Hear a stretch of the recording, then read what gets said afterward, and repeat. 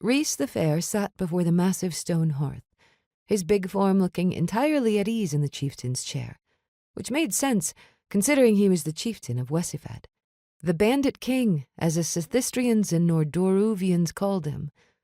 The name wasn't a compliment. It referenced the Wesifedians' penchant for smuggling and highway robbery, and perhaps disdain for the unconventional way the Wesifedians chose their leader. The chieftain didn't pass down power to his sons. Instead, the people elected their leader. He was supposed to serve one 10-year term, but Rhys was several years into his second. It wasn't hard to guess why. Tall and broad-shouldered, he exuded strength. Dark brown hair waved back from a high forehead. His eyes were the same color and crinkled at the corners, as if he spent much of his time laughing. It was unusual for such a young person to have crow's feet, but the lines didn't detract from his looks.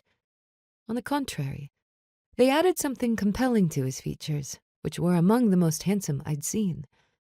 Bandit King might be an insult, but the fair tacked onto his name was simply honest truth. It was difficult not to stare at him. But I was staring, I realized, and he was staring back. "Gavin?" He rose, a look of concern on his face. "Is everything all right?" His lilting accent reminded me of Jordan, but Rhys's brogue was far thicker than the ex-brothers. Vaguely, I wondered if I'd ever see Jordan of Twill again, but I pushed the thought away. The only Wesifedian I needed to worry about right now was the chieftain. "I'm sorry," I told Rhys. "I didn't mean to disturb you."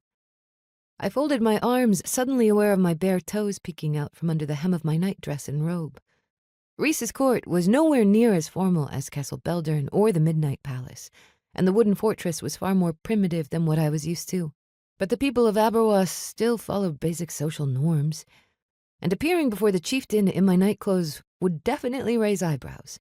He was probably wondering what possessed me to wander into his hall half-dressed in the middle of the night.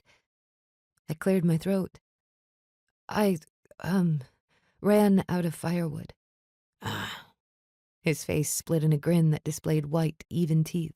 He gestured to the smaller chair set at an angle to his. "Can warm yourself by the fire?" I should really get back to my bedchamber. I trailed off as I noticed the paper in his hand.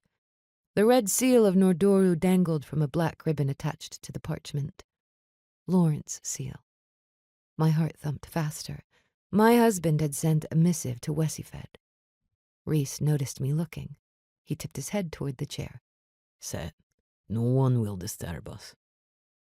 Even if I'd been inclined to push back against the order, I didn't want to. I needed to know what was in that missive.